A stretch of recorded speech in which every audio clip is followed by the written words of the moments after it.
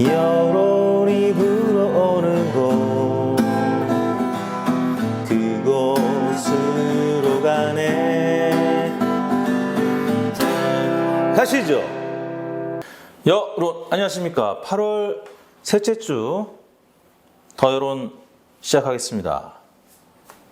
문재인 대통령 국정수행평가 리얼미터는 0.4%포인트 하락했고요.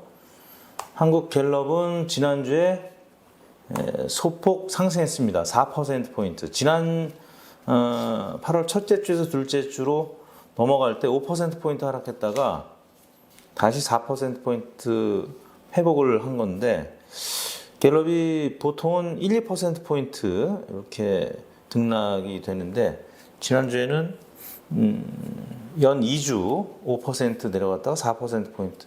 제가 볼 때는 8월 둘째 주, 2주 전 조사 대비 지난주에 조금 여론조사 기관들이 좀 튄다 이런 얘기를 하잖아요, 가끔. 근데 좀 튀는 것으로 보여지는데, 화수목 그렇게 조사한 갤럽 조사에서 지난주에 한번 2주 전에 출렁거렸다가 다시 4%포인트 회복했는데, KSY는 리얼미터랑 흐름이 비슷했습니다. 0.7%포인트 하락한 39.5%. 그런데 굉장히 오래간만에, 그러니까 18차 조사 6월 18일, 19일, 그러니까 대략 2개월가량 만에 30%대로 다시 내려왔다, 이런 지표가 나왔는데, 경향성은 리얼미터랑 KSY가 비슷하게 나타났습니다. 일간으로 볼까요? 리얼미터 조사 결과 일간으로 보면은 지난주 월요일 날은 대체 휴일이었기 때문에 화수목금 4일간 조사했습니다. 주중 화요일 수요일 좋지 않았습니다. 그래서 39.4에서 이제 목요일에 39.7 연이틀 39%대를 기록했다가 금요일 날 다시 반등을 했는데, 아시다시피 지난주 화요일 수요일 날은 황교익 경기관광공사 내정자 임명 논란 때문에 이낙연 캠프와 황교익 선생님 당사자 간에 아주 열띤 공방이 있었습니다. 심지어는 이낙연 정치 생명 끊겠다 이런 이야기를 하면서 이제 화요일 날 송영길 민주당 대표가 황교익 발언이 금도를 벗어나서 상식에 맞게 정리가 되어야 되겠다 이런 얘기를 했습니다. 그러다 보니까 수요일, 목요일 좋지 않았고요. 이제 금요일 날은 다시 43.8%까지 회복이 됐는데, 언론중재법 국회 문체위 통과했다는 소식, 그리고 이제 황교익 내정자가 자진 사퇴했다 이런 보도가 나가면서 43.8%까지 회복이 됐습니다. 지난주에는 황교익 내정자 파문이 크게 영향을 미친 것으로 봐야 될 것 같습니다. 자, 지지정당 한번 볼까요? 정당 지지도 YTN 리얼미터 조사 결과하고 KSY 조사 결과는 대통령 국정수행평가와 비슷하게 양당 모두 1, 2당 모두 소폭 하락했습니다. 갤럽은 민주당은 하락했는데 국민의힘은 반등했습니다. 뭔가 약간씩 다른 이유가 8월 2주차 때 한국갤럽 조사가 조금 출렁임이 있었기 때문에, 그 이유는 잘 모르겠습니다만 다른 조사기관과 약간 맥락이 좀 다른 모습을 보이고 있습니다. 그래서 일단 리얼미터하고 KSY 조사 결과 중심으로 본다면, 자, 지난주에 말씀드린 대로 민주당은 이제 황교익 파문이 영향을 미쳤고, 주 후반에는 민주당 지지율이 좀 회복되는 모습, 33.4%까지 올랐죠. 반면에 국민의힘은 주 초에는 강세를 보이다가 주 후반에 약세로 돌아서는 모습을 보였습니다. 언론중재법은 민주당 지지층을 좀 결집시키는 모습으로 작용한 것 같고요.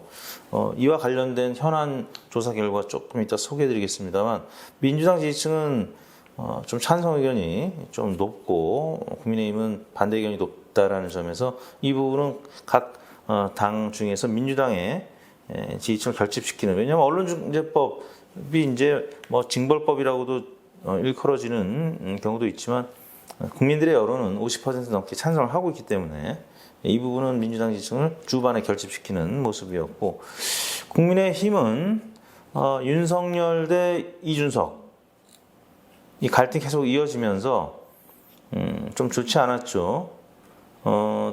대선 후보 토론회도 전격 취소됐고, 또 경준희 위원장, 서병수 위원장도 그만두게 됐고, 또 윤석열 후보 개인은 안중근 열사 참배 사진에서 윤봉길 추모글 논란, 이 SNS 실무팀에 올리려고 했는데 뭐 자꾸 이런 이제 논란들이 발생하면서, 이거는 윤석열 후보 개인에게도 좋지 않지만 또 당에도, 국민의힘 당에도 영향을 미치는 것이 아닌가 싶습니다. 네, KSY도 뭐 흐름이 비슷했기 때문에 생략을 하고요. 차기 대선 문항으로 넘어가겠습니다. 자, 우선은 한국갤럽이 이제 자체 조사를 한 건데, 이 호감도와 비호감도, 이게 이제 지난번에 리얼미터가 호감도 비호감도 조사했을 때랑 조금 양상이 다릅니다. 당시에는 그 민주당 후보들이 조금 하락하던 시기에 조사를 해서 그랬는지, 당시에는 이낙연, 이재명 두 후보의 비호감도가 좀 높았는데, 이번 주에는 한국갤럽에서 이제 발표한 결과를 보니까 윤석열 후보의 비호감도가 이재명 후보보다 좀 높았고요. 그보다 높은 분은 이낙연 후보. 자, 이 황교익 임명 논란 때문에 이낙연 후보 개인하고도 좀 대립각을 세웠고, 또 신경민 전 의원하고도 이제 좀 충돌이 있었는데, 아무튼 이재명 후보는 다른 조사에서도 떨어지지 않고 오히려 오른 지표도 있었는데, 이낙연 후보는 지금 이제 뭐 여러모로 좀 좋지 않은 상황이 계속 이어지고 있습니다. 근데 이제 제가 느낀 거는 이 한국갤럽 조사에서 비호감도에서 이재명 후보가 낮고 이낙연 후보가 매우 높고, 거기에 조금 이제 윤석열, 최재형 그 두 후보도 못 미치지만 뭐 제법 높습니다. 윤석열, 최재형 후보가 이제 비호감도가 높은 거는 민주당 지지층에서 뭐 당연히 비호감도가 높겠죠. 왜냐하면 문재인 대통령 정부 하에서 검찰총장 또 감사원장을 지낸 분들이 지금 어떻게 보면 적진으로 갔기 때문에 당연히 민주당 지지층에서는 다른 후보에 비해서 매우 좀 비호감도가 높을 수밖에 없는. 이낙연 후보는 왜 그러냐? 제가 볼 때는 이 뭐 코로나 이런 전국에서 이재명은 사이다, 이낙연은 고구마, 뭔가 좀 시원한 빨리 결단을 하고 해결해 줄 수 있는 지도자가 필요한데, 이재명 후보는 좀 그런 사이다 이미지가 여전히 이제 강하고, 재난지원금도 경기도 도민이 한 1,300여만 명 되잖아요. 전 도민 다 지급한다고 하니까 지금 다들 어려운데, 근데 이 선별 지급 관련해서 여전히 좀 비판적인 인식들이 있는데, 이낙연 후보가 아무튼 황교익 내정자하고 친일파 논란 뭐 이런 부분들 계속 지금 이재명 후보하고도 명락대전, 그리고 황교익 내정자하고도 계속 이런 부정적인 뉴스가 많이 나가다 보니까 비호감도가 또 최근 높아진 데다가 이런 고구마 좀 막힌, 뭔가 빨리 결단을 해줄 수 있는 지도자가 필요한데, 그런 면에서는 이재명 후보가 가장 호감이 많이 가는 그런 부분이 있는 것이 아닌가 싶고요. 보십시오. 이게 이제 연령대별로 20, 30, 40대, 50대, 60대 이상, 지금 이재명, 윤석열, 이낙연, 최재형 이렇게 보고 있는데요. 호감이 간다. 이게 이제 이재명 후보 같은 경우는 50대에서 가장 높고, 윤석열 후보는 60대 이상에서 가장 높고, 이낙연 후보는 20대와 60대 이상에서 좀 낮고, 그냥 3, 4, 50대는 20% 후반으로 비슷합니다. 최재형 후보는 이제 뒤로 갈수록 어르신들일수록 지지를 하고, 자, 이런 비호감도까지 봤고요. 그 다음에 KSY가 TBS 의뢰로 이제 오늘 발표한 내용인데, 윤석열 후보 소폭 하락, 이재명 후보 소폭 상승. 뭐 큰 변화는 없습니다만 양강 구도가 지속이 되고 있습니다. 그다음에 이낙연 후보 0.5%포인트 하락, 홍준표 후보가 0.9%포인트 상승. 원래 이제 대선 레이스하고 그다음에 마라톤 비슷합니다. 1등은 주로 공격을 받는 대상이 되기 때문에 뒤따라가는 2위권 그룹이 지지율 하락보다는 오히려 그 틈에서 상승할 가능성이 좀 있는데, 지난주 이제 국민의힘 계열에서는 윤석열 대 이준석 싸움, 그 다음에 이준석 대 원희룡 싸움, 뭐 이러다 보니까 지금 KSI 조사 다자고 돼서 원희룡 후보가 지금 포함이 안 돼 있습니다. 왜냐하면 그 전주에 범보수 진영에서 5위 안에 못 들었기 때문에, 최재형 후보는 또 그 전주에 못 들었기 때문에 그 전주에 빠졌다가 지난주에는 원희룡 후보가 못 들어서 이번 다자구도에 원희룡 빠지고 최재형 좀 들어갔는데, 지금 최재형 후보도 좀 비슷하고 유승민 비슷한데 홍준표 후보가 좀 반등을 했습니다. 지금 새우 싸움에 고래등이 약간 좀 올라간, 지표가 올라간 그런 수치고요. 차기 대선 후보 적합도 추이 그래프를 보시는데, 지금 윤석열 후보가 국민의힘 입당한 7월 30일 이후에 뭐 별로 좋지 않습니다. 약간씩 빠졌거나 횡보 이런 상황이고, 이낙연, 이재명 후보 그래프를 봤더니 이재명 후보는 뭐 역시 횡보를 하고 있고, 이낙연 후보가 조금 떨어지고 있고요. KSI에서 범진보 차기 대선만 봤을 때는 이재명 후보 좀 올랐고 이낙연 후보 0.2%포인트 하락, 뭐 횡보라고 봐야 될 것 같고, 나머지 3, 4, 5위 후보들도 명락 대전 과정에서 잘 보이지 않습니다. 그래서 9월 중순, 그러니까 추석이 다가오는 그 즈음까지는 이 그래프 곡선이 크게 변화되지 않을 것이다. 왜냐하면 뭔가 국민의힘에서 변화가 있어야지 민주당도 변화가 있을 텐데, 국민의힘 윤석열이 강세가 지속이 되니까 윤석열 대 이재명, 윤석열 대 이낙연 이 대결 구도에서 그나마 경쟁력 있는 후보가 이재명 후보이기 때문에 이재명 후보의 지지율도 이 황교익 내정자 논란에도 불구하고 강세를 보이고 있는 겁니다. 그만큼 경쟁력이 중요하다는 것이죠. 이 범보수 진영 역시 마찬가지입니다. 윤석열 후보하고 뭐 이준석 후보 간의 대결 구도가 있습니다만 경쟁력에서 가장 우위를 점하고 있기 때문에 윤석열 후보가 지지율이 떨어지지 않고 올라갔습니다. 홍준표 후보의 상승폭은 보다 더 컸고요. 반면에 유승민 소폭 하락, 최재형 소폭 하락, 안철수도 소폭 하락, 원희룡도 소폭 하락. 가장 관심의 대상이 됐던 원희룡 후보, 이준석 대표하고 한판 붙었고, 또 나중에는 윤석열 후보를 무릎 꿇게 하겠다고 했는데도 불구하고 이 빅데이터 검색량은 증가했다고 하는데 지지율은 재미를 못 봤습니다. 자, 그 다음에 나머지 후보들도 뭐 비슷하네요. 그 다음에 이건 MBS 조사인데, 여론사기관 네 군데가 같이 하는 것이죠. 여기도 뭐 한국갤럽 조사랑 또 다른 조사기관 전화 면접 조사 결과들은 대부분 윤석열 후보가 지지율이 높게 나타나지 않고 감춰진 표심이 한 10%포인트 있다 보니까 이재명 후보가 한 7%포인트 적지 않게 앞서가고 있습니다. 우리 댓글 보니까 리얼미터 조사 ARS 못 믿겠다, 국민의힘이 너무 높다, 윤석열이 높다 하는데, 이 믿고 싶은 것만 보면 여론조사를 참고하실 필요가 없습니다. 왜냐하면 선거 조사 결과하고 가장 근접한 조사 결과를 참고해야 다음 선거 예측할 거 아닙니까? 누누이 말씀드립니다만 4월 7일 재보궐선거도 이 수많은 조사기관들이 전화 면접으로는 예측을 잘 안 합니다. 왜냐하면 계속 틀려왔으니까. 근데 출구조사로는 어느 정도 근접하는데, 저희 리얼미터 4.7 재보궐선거 서울시장은 출구조사보다도 정확했습니다.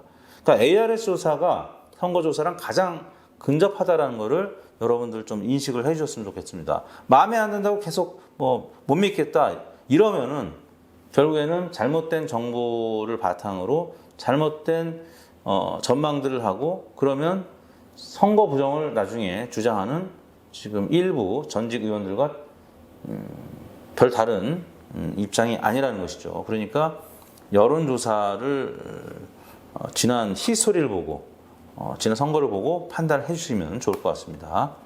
그 다음에 당선 가능성인데요. 뭐 이재명, 윤석열 한 7%포인트 여기도 똑같이 나오고 있는데, 여기서도 뭐 숨겨진 약간 표심이 저는 있다고 생각을 하고요. 거의 팽팽하다고 봐야 될 것 같습니다.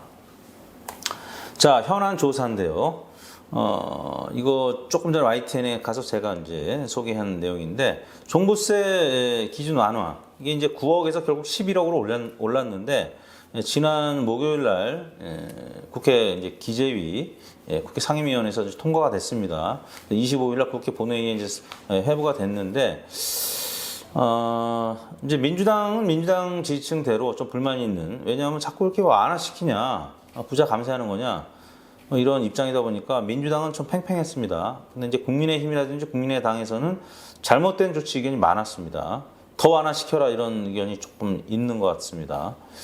그리고 이제 연령대별로는 한 40대는 민주당 지지층과 비슷하게 부정적인 그러니까 잘된 조치하고 이제 또 잘못된 조치 뭐 이런 의견이 팽팽한 가운데서도 잘못된 조치, 그러니까 완화했으면 안 된다라는 의견이 40대 좀 있었고, 20대 같은 경우는 또 잘못된 조치가 많았습니다. 원래 20대가 최근 들어서 다른 거는 40대랑 좀 결이 다른데 이 조사만큼은 잘못된 조치가 좀 많았고 잘된 조치가 좀 적었고, 대신에 잘 모르겠다는 의견이 많았습니다. 왜냐하면 질문이 좀 어려웠어요. YTN이 이제 의뢰했는데 9억에서 11억으로 종부세 기준이 완화됐습니다. 근데 언뜻 들으면 9억에서 11억이면 올랐는데 뭐가 완화지?